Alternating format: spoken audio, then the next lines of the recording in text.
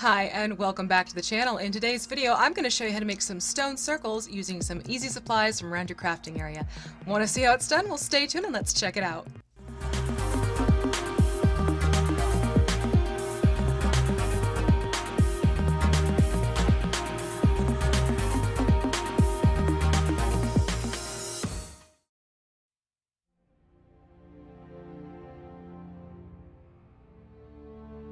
For this project, I used scrap bits of foam, and I had this nice brick-sized piece, and what I ended up doing was cutting it down to be 2 inches in height, and by default it's about 1 inch in width and depth. So basically you want to get this cut so it's 2 inches, and you're going to end up with this nice chunk of foam, and you can save the other pieces because they will come in handy for other bits. Then what you want to do is take your mechanical pencil, and actually with the lead pushed in, you're going to mark off either a spacing of 3 lines apart from each other, or you can have it so that it is 2 lines. It just depends on if you want to get 4 cuts out of it or if you want to get 3 cuts out of it. In this case, I'm using these to make the top slabs, so I put in the 3 lines here. Now it helps to make the shallow cuts down, and the nice thing about this is because you're working with what's going to be old stones, you don't have to be perfectly precise.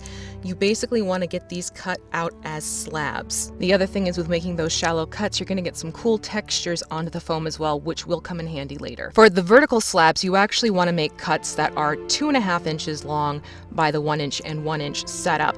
And in this case, I only did 2 lines cut between the chunks of foam so that these are a little bit thicker. So that's something to keep in mind. Your top slabs are going to be the 3-line process, and your vertical slabs are going to be 2 lines in that chunk of foam as you go into cut. And using a nail file, you're going to start rounding off the edges of these pieces, because remember, these are something that have been out in the elements for centuries upon thousands of years. It's going to have a weathered look to it. Now, when you do this, it's okay if the edges are a little bit rough or raw, because this is going to enhance this texture of them being stone slabs when we are done. Continue with the stone texture. You're going to take a rolled up ball of foil and you're going to press into the foam again to add further texture to it. It helps to put this on a flat surface and basically press the foil into the foam. Don't get too crazy because you might smush the foam, but this is another way to add more texture. Don't forget to also do the edges when you're at it. And when you're done, you're going to have this really nice looking texture that's going to be further enhanced when we get to the painting. To make the broken stone for the altar, what you basically are going to do is take one of your slabs, and I cut a zigzag very lightly into the top using my utility knife, and then a long slash. Now what this does is it makes a little indentation, and you can actually break it apart at this point, which gives you a nice texture on the broken edge, but it also gives that look that it is broken under its own weight. As for its bases, I basically cut out 2 chunks that were 1/2 inch by 1/2 inch by 3/4 of an inch long, rolled them between my hands to take away the sharp edges of them, and then what you're going to want to do is make sure you also use foil again on these 2 smaller pieces to give it the stone texture. Here is where these triangular scrap pieces that I have left over from different projects come in handy. I basically took these, texturized them like I did the slabs, and these are going to be turned into the monoliths. And using a mechanical pencil, I put in high elf rune symbols into these just to heighten the whole altar ritual type environment of the stone circle. The base is basically corrugated cardboard cut into small rectangles, and then what I did is I went back in with my scissors and rounded off the edges. You can also make it more organically shaped if you so choose, but I found that the rounded off edge rectangles have the most stability with the height of many of these slabs. When you have your bases cut out, it then helps to organize everything as to what you're going to put on each base. And you also can note that I've made some smaller bases for the single monoliths and slabs instead, so they don't take as much of a footprint up, but it does help to pair some together, have some standing individually, and then I also did the classic trio of 2 larger slabs with the smaller, shorter slabs on top, so it creates a doorway-like shape. When it comes time to attach them, basically you're going to be using your low-temp hot glue gun, put a strip of hot glue on, and press it down onto the base. You can mark it ahead of time where exactly you want everything. I just went freehand on this. One thing to keep in mind is you do want to take your hot glue gun and go around where the foam meets the cardboard base to fill in the gap at the bottom. Then you can move on to putting the other tall slab on and place that onto the cardboard as well. Do the same thing with a hot glue gun.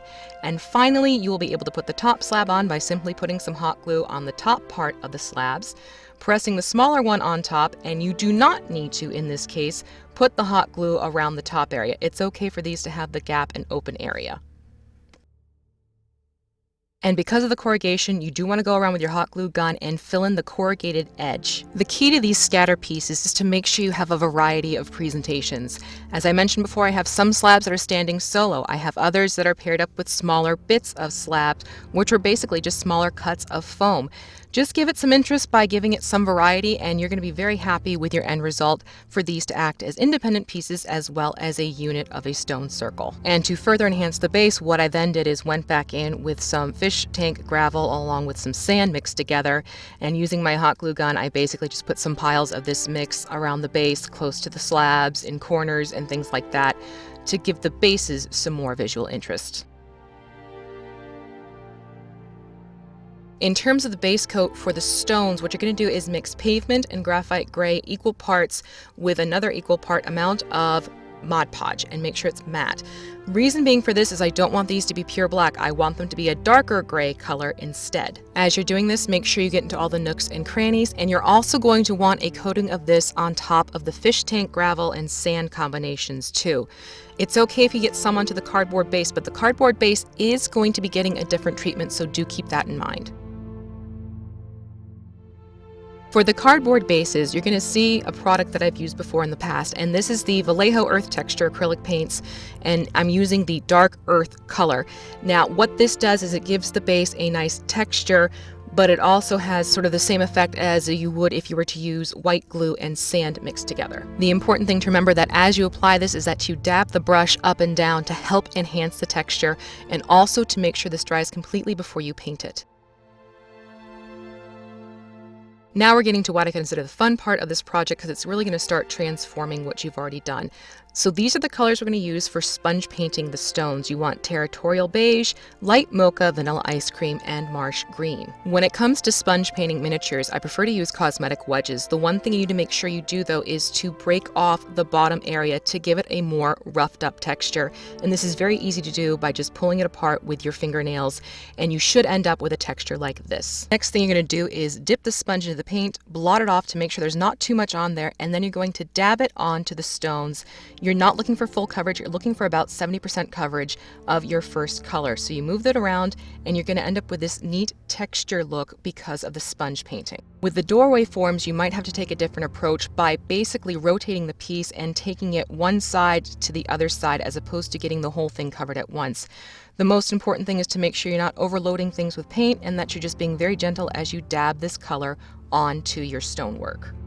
And you're essentially going to be using this technique on all of your stone slabs. For tighter areas, you can go in with a brush and do a heavier handed dry brushing to get the color deposited where you need it. Now you're going to move on to the light mocha and do the same thing, except the coverage is going to be about 50%. You want to be sure that the colors do show through each other. When you're done with light mocha, you move on to vanilla ice cream and pull the coverage down to about 30% with the sponge painting technique. And again, you want to be sure this is getting into all the different nooks and crannies. Once the vanilla ice cream has dried completely, what you can then do is move on to using that moss green. And this one, you're going to use your sponge and dab around sporadically, because this is essentially going to look like the moss and lichen growing on the stones. So you don't want to be too heavy-handed with this. You don't want your stones to turn completely green.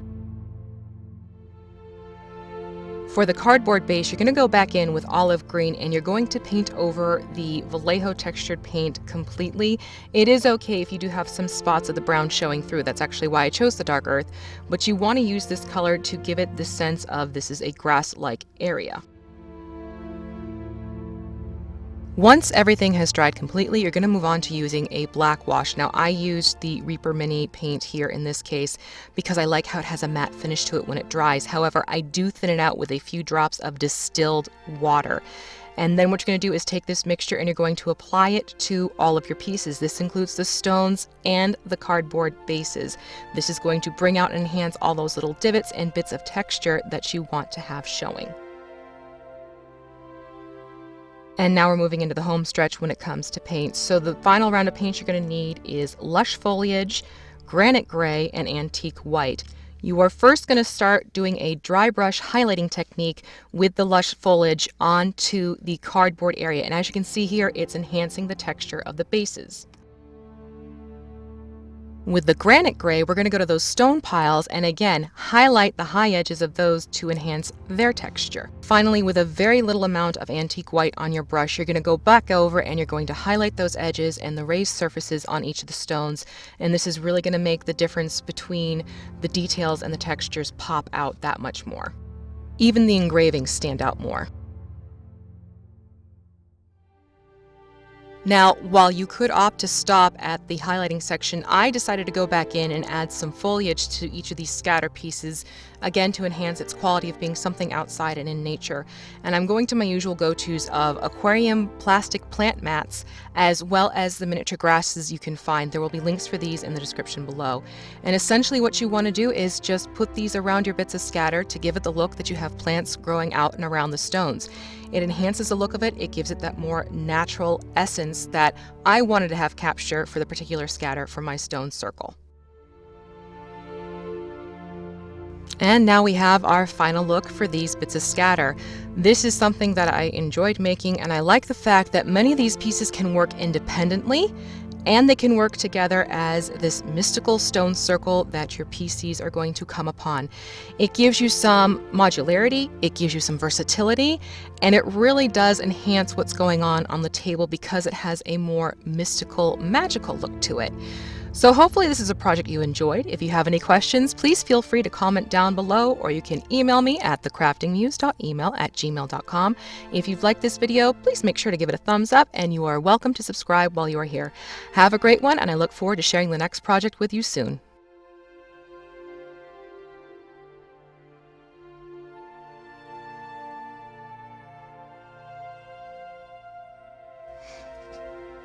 Alright, I just finished a lunch break live stream, and I figured rather than fiddle around and get the other backdrop set up, why not just work with this one?